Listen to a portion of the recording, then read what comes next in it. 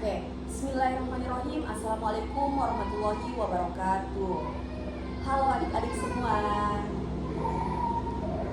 Sebelumnya izinkan kakak perkenalan. Perkenalkan, nama saya Dita Putri Qurani dari program studi dunia dan Mansuri, Fakultas Ilmu Pendidikan Universitas Negeri Makassar.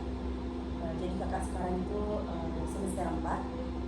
Kakak ini angkatan 2023. Oke, sebelum itu kakak ingin bertanya bagaimana kabarnya hari ini, adik-adik? Oke, baik. Alhamdulillah ya. Semoga kita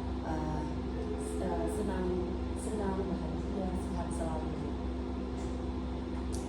Baik, untuk memulai kegiatan hari ini, alangkah baiknya kita berdoa terlebih dahulu. Oke, doa dimulai ya.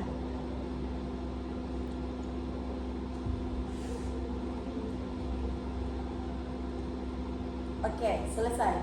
Tapi sebelumnya kakak ingin bertanya, apakah kalian masih semangat pagi hari ini?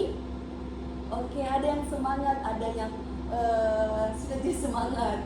Mungkin karena tidak sarapan. Oke, untuk itu kakak akan memberikan ice breaking terlebih dahulu. Setuju? Oke, setuju.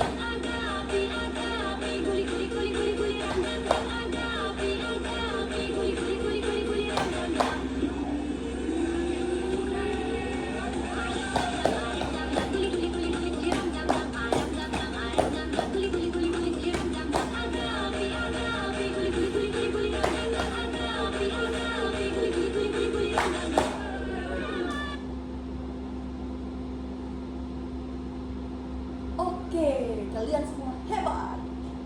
Oke, setelah melakukan ice breaking mungkin kita lebih semangat lagi untuk melakukan kegiatan hari ini. Setuju? Oke, setuju ya.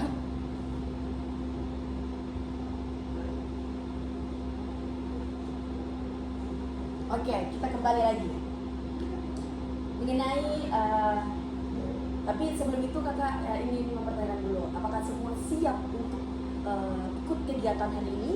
Oke, siap. Tepuk tangan untuk kita semua dulu. Oke, mengenai detox digital. Jadi detox kita hari ini yaitu detox digital, mengendalikan kecanduan gadget. Bagaimana peran aktif remaja dalam meningkatkan kualitas hidup. Tapi sebelum itu kakak bertanya, apakah ada yang tahu apa itu detox? Atau pernah dengar kata detox sebelumnya? Oke, jadi detox bagaimana kita mengurangi atau menghilangkan penggunaan gadget itu tersendiri. Kalau gadget mungkin sudah tidak asing lagi karena setiap orang pasti mempunyai gadgetnya masing-masing, karena di sana kita bisa bermain sosial media, bagaimana kita bisa daerah kita sendiri maupun yang ada di luar daerah kita sendiri.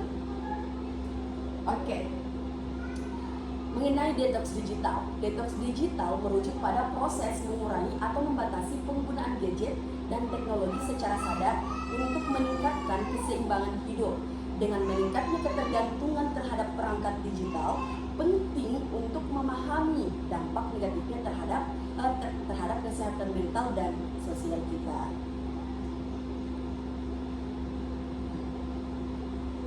Selanjutnya, langkah-langkah detoksifikasi digital. Yang pertama yaitu menetapkan jadwal penggunaan gadget untuk menghindari kecanduan. Kedua, mengurangi waktu scrolling di media sosial. Yang ketiga, menetapkan waktu tertentu dalam sehari tanpa menggunakan gadget. Kembali lagi, bagaimana? Yang pertama itu kita harus memiliki jadwal ketika bermain gadget. Misal, ketika kita bangun pagi, kita tidak bermain HP terlebih dahulu. Misal kita langsung mandi, sholat, agar tidak bermain HP untuk mengurangi kebiasaan bermain gadget itu tersendiri. Yang kedua, siapa di sini yang suka scroll TikTok, Instagram, dan media sosial lainnya? Ada tidak? Pasti ada dong. Kadangkala ketika kita scroll TikTok, Instagram, kita lupa waktu. Kita lupa waktu. Kadang kita terlalu asik bermain gadget. Kadang-kala ketika kita bermain gadget pada jam 8 mungkin kita melihat jam, oh ternyata sudah jam 12, yang membuat kita kadang-kala besoknya itu kita terlambat akibat terlalu asik bermain scroll di media sosial. Ketiga, menetapkan waktu tertentu dalam sehari tanpa menggunakan gadget. Kembali lagi bagaimana kita menjadwalkan penggunaan gadget itu tersendiri. Ya. Selanjutnya, teknik pengelolaan gadget yang sehat. Yang pertama, mindfulness digital untuk meningkatkan kesadaran terhadap penggunaan gadget. Kedua, gamifikasi sebagai motivasi dalam proses detox digital, penggunaan gadget, penggunaan virtual reality untuk merasakan dampak kecanduan gadget. Mindfulness, bicara mengenai mindfulness, bagaimana kita berhenti sejenak untuk bermain HP, bermain gadget. Misal, ketika kita terlalu lama menggunakan gadget, alangkah baiknya kita berhenti sejenak untuk mengurangi kecanduan bermain HP. Mungkin bisa dilakukan perlahan-lahan, tidak langsung, tetapi mungkin misal kita menetapkan, kembali lagi kita menetapkan bahwa ketika kita bangun tidur kita tidak langsung bermain HP, atau ketika kita terlalu asik scroll TikTok kita berhenti sejenak, atau kita bisa memasang alarm ketika terlalu banyak bermain scroll TikTok atau media sosial lainnya. Intinya gamifikasi itu itu sebagai motivasi dalam proses detox digital, dan kita juga harus melihat bagaimana dampak-dampaknya kecanduan gadget agar kita bisa mengurangi penggunaan gadget itu tersendiri. Selanjutnya, peran remaja dalam mengendalikan kecanduan gadget. Jadi yang pertama itu kesadaran remaja terhadap kebiasaan penggunaan gadget. Kedua, menetapkan tujuan detox digital pribadi. Ketiga, refleksi diri untuk mengelola penggunaan gadget dan kesehatan mental. Perlu diingat bahwa sebagai remaja kita harus sadar bahwa terlalu banyak bermain gadget bisa membuat kita banyak hal-hal waktu yang kita lalui. Perlu diingat teman-teman, waktu yang lalu tidak bisa terulang kembali. Jadi gunakanlah waktu itu untuk diri kita sendiri.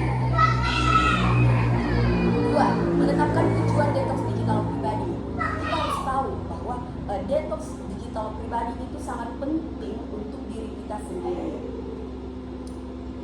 Yang ketiga, refleksi diri untuk mengelola penggunaan gadget dan kesehatan mental. Kita harus refleksikan bahwa penggunaan gadget itu, penggunaan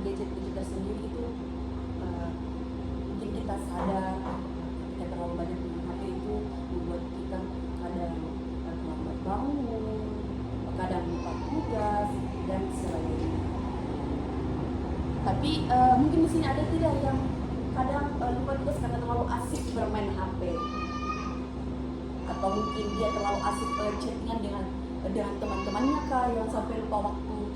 Oke.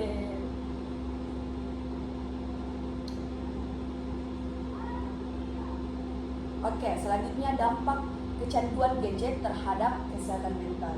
Yang pertama, mengganggu fokus dan efisiensi kerja. Kedua, meningkatkan kecemasan sosial dan perasaan tidak cukup baik. Ketiga, mengabaikan interaksi langsung yang penting. Yang pertama, ketika kita terlalu banyak bermain gadget, kadang-kala kita tidak fokus untuk mengerjakan sesuatu.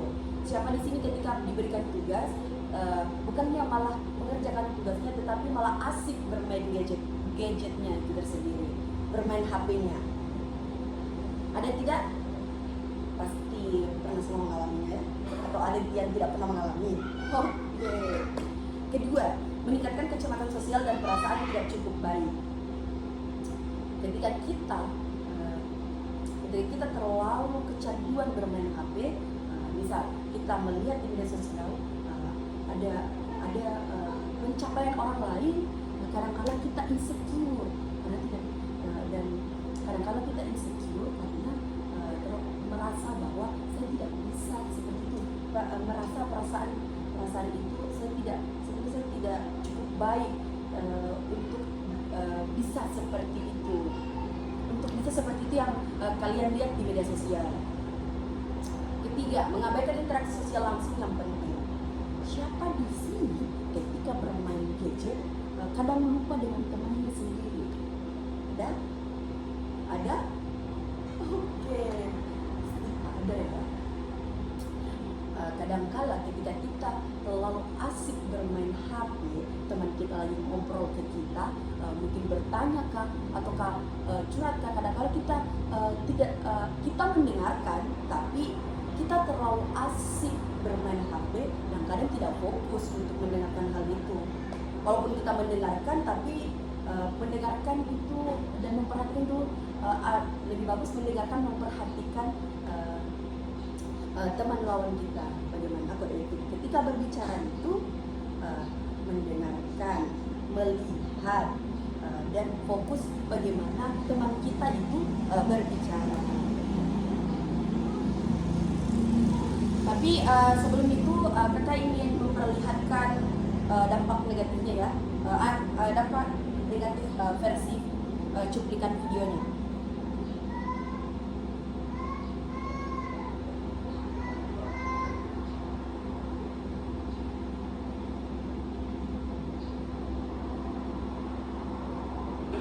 Belasan anak di bawah umur menjalani perawatan di Rumah Sakit Jiwa Cisarua, Lembang, Kabupaten Bandung Barat. Anak-anak itu mengalami gangguan emosi dan stres karena menghabiskan banyak waktu dengan gawai.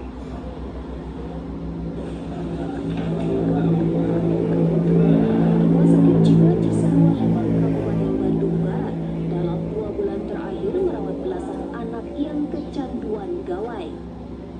Rata-rata usia anak yang mengalami kecanduan gawai ini berkisar antara 11 hingga 15 tahun. Anak-anak yang telah kecanduan ini menghabiskan hampir semua waktunya bermain gawai dan game online sehingga kerap mengurung diri, tidak berinteraksi sosial baik dengan keluarga di rumah maupun teman-teman sebayanya. Emosi mereka pun menjadi tidak stabil. Mereka mengalami gangguan jiwa, lalu mereka juga mengalami adiksi game atau adiksi game, kemudian mereka mengalami gangguan jiwa.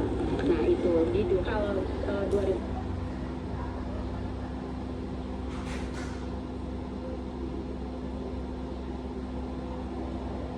Oke.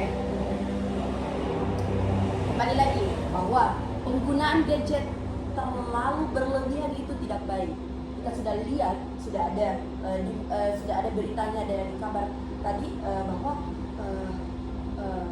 sudah banyak anak remaja yang terlalu asik bermain gadgetnya sampai dia bisa mengurung dirinya sendiri karena sudah dia merasa tidak punya teman atau dia merasa kurang berinteraksi dengan teman-teman yang lain. Dan lihatlah tadi bahwa intinya terlalu banyak berlebihan main HP itu tidak baik untuk kesehatan kita sendiri. Oke? Setuju? Oke, setuju ya, harus setuju. Selanjutnya, pengaruh positif detox digital. Tentunya pengaruh positif detox digital itu ada. Yang pertama itu meningkatkan kualitas waktu untuk belajar dan berinteraksi. Yang kedua, mengurangi stres dan kecemasan. Ketiga, meningkatkan kesehatan mental dan keseimbangan hidup.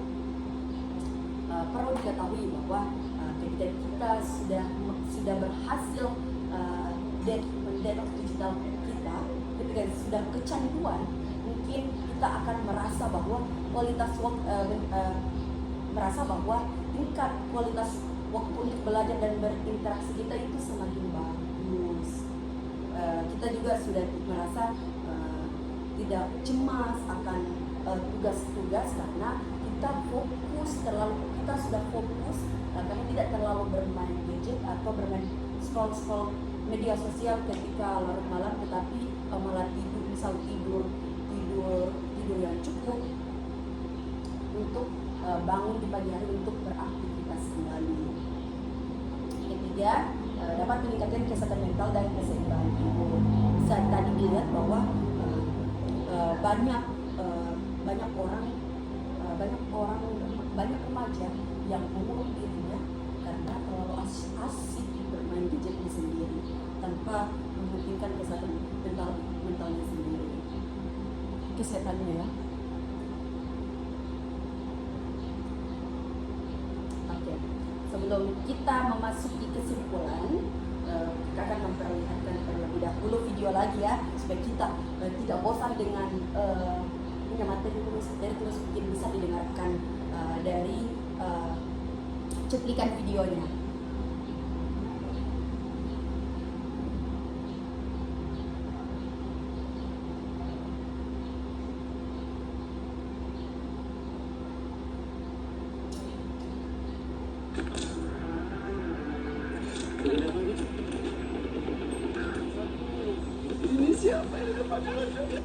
Internet adalah tool, sebuah alat yang bisa lo pakai, lo manfaatin untuk membantu lo dalam mencapai apapun tujuan yang pengen lo capai. Ketika lo kehilangan pemahaman akan tujuan tersebut, hal sebaliknya terjadi. Bukannya lo yang manfaatin internet, tapi internet yang malah manfaatin lo. Ini kayak kata-katanya Tyler Durden di film Fight Club yang adegannya kayak gini. Ini yang terjadi sekarang, di dunia yang udah sangat modern ini. Kemajuan teknologi itu kayak pedang bermata dua. Di satu sisi bagus banget, kita jadi semakin terkoneksi satu sama lain, gak usah khawatir lagi jarak. Di satu sisi bahaya juga, karena otak kita jadinya terpapar sama informasi yang unlimited, gak ada batasnya. Dan ini bisa bikin candu, yang mana yang mau gue bahas di video kali ini. Jadi buat lo yang sadar kalau yang namanya overconsumption internet itu bahaya banget buat kesehatan mental, tapi bingung gimana caranya lepas dari candu semacam ini, gue akan kasih 4 tips yang udah teruji sama diri gue sendiri tentang gimana lo pun juga bisa terbebas dari kecanduan HP. Supaya 24 jam yang lo punya setiap harinya nggak wasted gara-gara lo terlalu banyak main HP. Supaya waktu yang lo punya bisa lo pakai dan manfaatin secara lebih optimal buat hal yang lebih penting bagi kemajuan hidup lo. Yang pertama dan yang terpenting adalah punya daily schedule. Kenapa gue bilang ini penting? Karena alasan utama kenapa lo kecanduan scroll HP terus 2 jam, 3 jam sampai lupa waktu itu karena lo gak punya tujuan. Lo gak menetapkan satu spesifik goal yang mau dicapai di suatu rentang waktu. Nah, bahaya dari gak netapin goal itu terciptanya chaos di otak lo. Akhirnya opsi yang paling gampang dan nikmat yaitu scroll TikTok, lihat paha sama dada gondol-gandul jadi penyelamat bagi kechaosan di otak lo. Goal apa yang mau dicapai? Yang mana aktif setiap jamnya, nah lu jadinya bisa menilai apakah penggunaan HP dan internet lu. Oke, mungkin kakak bisa jelaskan intinya bahwa kebiasaan gadget itu tidak baik. Dan tadi kita diberikan tips bagaimana. Yang pertama itu membuat schedule dan kembali lagi tadi kakak jelaskan bagaimana kita menetapkan jadwal bermain HP, mengingatkan ketika terlalu asik mungkin kita bisa memasang alarm di HP kita. Misal ketika kita bermain scroll TikTok yang dulunya terlalu lama bermain scroll TikTok sampai begadang, sampai lupa waktu, kadang kita terlambat, mungkin bisa ketika kita sudah bermain scroll TikTok, mungkin kita bisa memasang alarm terlebih kalau bisa 15 menit atau 20 menit sajalah untuk scroll lainnya. Oke. Ini dalam makanya, terus katakanlah kuota ludes kurang dari, maka sebaiknya lo stop langganan wifi dan beralih ke paket data. Dengan paket data, lo pasti bakal lebih hati-hati dalam penggunaannya, karena ada batasannya, dan ampuh buat meredam nafsu lo untuk scrolling terus ngabisin waktu. Yang ketiga adalah ganti layar HP lo ke mode hitam putih. Ini tips keren menurut gue ngerasain sendiri ketika layar HP gue ganti warnanya ke mode black and white, gue jadi gak tertarik lihat HP lama-lama. Bosan aja karena terasa lifeless, plain, gak hidup. Dunia nyata yang terpampang di depan mata gue lebih menarik karena berwarna dibandingin HP yang hitam putih doang. Dari sini akhirnya gue memahami kalau ternyata warna itu beras yang dia hasilin. Bro, jangan malah terdistraksi sambil main HP. Kita manusia pokoknya gak boleh turun tak-tak.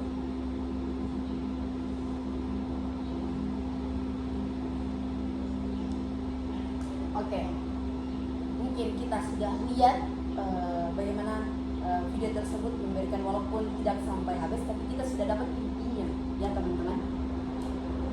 Kita sudah dapat intinya, mungkin kembali lagi buat penggunaan gadget itu tersendiri.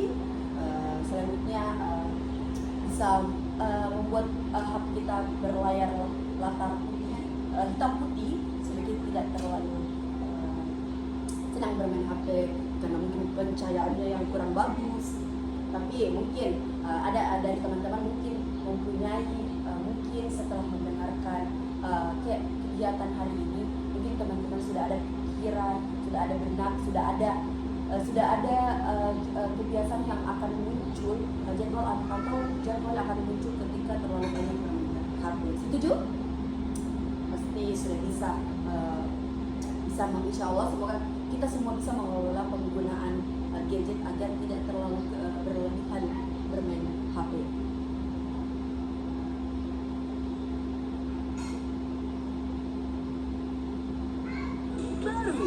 Selanjutnya Internet adalah tool.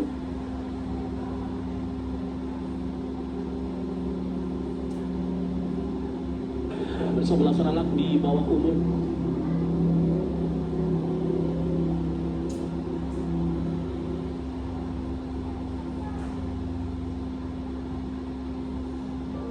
Kalau lo ngeklik video ini, kemungkinan lo adalah tipe orang yang mungkin susah banget untuk HP atau medsos. Dan meskipun kita udah ngerasain gak enaknya, gitu ya, bukan medsos, udah ngerasain dampak negatifnya juga, tapi entah kenapa tiap hari kita ngulangin ini semua. Nah, kira-kira gimana sih cara buat berhenti? Nah, kalau misalnya lo pengen tahu jawabannya, lo stay tune ya, dan tonton satu video sebelum tidur ini sampai habis, oke?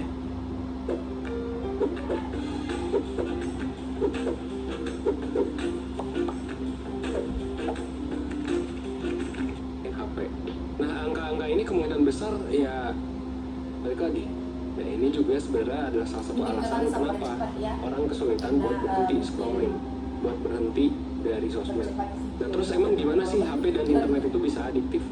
Nah, kalau menurut salah satu ilmuwan tingkah laku ya, hormon dopamin adalah alasan di balik semua ini. Dopamin sendiri adalah hormon yang ngatur sensasi dari rasa senang di tubuh kita. Jadi bisa dibilang kalau kita lagi ketawa gitu ya, ngeliat meme lucu atau senang nonton anime gitu, artinya si hormon dopamin inilah yang lagi dirilis sama tubuh dan ngebuat kita ngerasain itu semua. Terus ternyata penelitian-penelitian tentang dopamin juga nunjukin kalau selain munculin rasa senang, dopamin juga bisa munculin dorongan atau motivasi di dalam diri kita buat nyari hal-hal yang bisa bikin kita ngerasa senang. Nah, inilah yang akhirnya bisa bikin kita terdorong buat buka HP, buat scrolling medsos dan nyari hal-hal menarik di dalamnya. Nah, terus begitu kita udah mulai buka medsos dan nemuin hal yang menarik, sistem dopamin kita ini nggak akan berhenti begitu aja. Dia bakal terus-terusan untuk mendorong kita buat nyari lagi postingan menarik yang bisa bikin kita ngerasa seneng. Kebetulan hal ini juga didukung sama ya medsos atau aplikasi lain di HP kita yang nggak ada habisnya untuk nyediain hal. Sebelumnya mungkin kakak bertanya apakah kedengaran atau kakak yang akan menjelaskannya? Mungkin kita lanjut saja ya. Yang dicari si dopamin ini. Nah, nanti dan balik ngerjain tugas gitu. Nah, apa yang bisa lo lakuin? Well, hal pertama yang bisa lo lakuin adalah kalau misalnya lo kesulitan, gitu ya, berhenti main HP, lo akui aja bahwa lo punya masalah ini. Jadi lo mengakui dulu nih bahwa lo punya masalahnya, so lo bisa fokus untuk nyari solusinya, dan bukan lo denial gitu ya, atau pura-pura kalau lo baik-baik aja gitu. Nah kalau misalnya lo udah mengakui bahwa lo punya masalah, lo bisa mulai coba untuk ngelakuin upaya-upaya buat ngontrol penggunaan HP lo. Salah satu hal yang bisa lo coba adalah dengan ngatur jadwal spesifik buat main medsos. Misalnya lo bisa bikin aturan kalau lo nggak boleh cek medsos sebelum jam 5 sore, dan misalnya buat ngambil HP dan buka medsos, kita ngebahas soal dopamine detox gitu itu tadi, kayak misalnya masalah adiksi HP. Nah selain itu lo juga bakal dibantu buat memahami diri dan masalah lo lewat tes psikologi, dan dibantu juga buat Oke, inti dari pembahasan dari video tersebut bahwa ketika kita sudah merasa bahwa sepertinya saya terlalu banyak bermain gadget, dan akuilah bahwa itu sebuah masalah. Kenapa saya katakan itu, bahwa jangan terlalu denial terhadap bahwa itu hanyalah kita hanyalah baik-baik saja ketika punya perasaan bahwa kita terlalu banyak bermain gadget. Bukannya malah berhenti sejenak, tetapi terus melanjutkan itu tidak baik, dan itu tentunya tidak baik untuk diri kita sendiri, baik itu tubuh kita maupun kesehatan mental kita itu secara sendiri. Setuju? Oke, setuju. Selanjutnya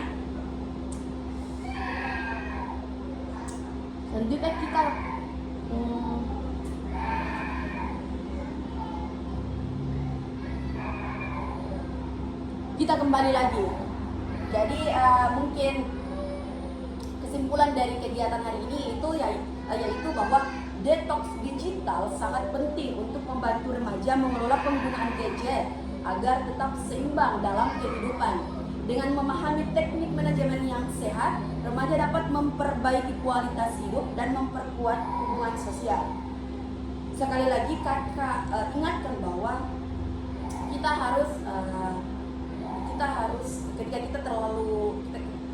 kita sudah merasa bahwa kita sudah mengalaminya, kita harus pasang jadwal terlebih dahulu, menjadwalkan agar fokus kita kembali, dan kita juga tidak merasa terlalu banyak bermain gadget. Jadi sebelum kakak mengakhiri, kakak ingin memberikan quotes. Jadi jangan teknologi yang manfaatin kita, tetapi kitalah yang manfaatin teknologi. Oke? Setuju? Oke. Intinya jangan lupa waktu, karena sekali lagi kakak ulang bahwa waktu tidak akan terulang lagi ketika kita terlalu banyak bermain gadget. Begitulah, kita yang harus manfaatin teknologi, bukan teknologi yang manfaatin kita. Oke? Baiklah, mungkin itu saja yang dapat saya sampaikan. Wabillahi taufiq wal hidayah. Wassalamualaikum warahmatullahi wabarakatuh. See you teman-teman.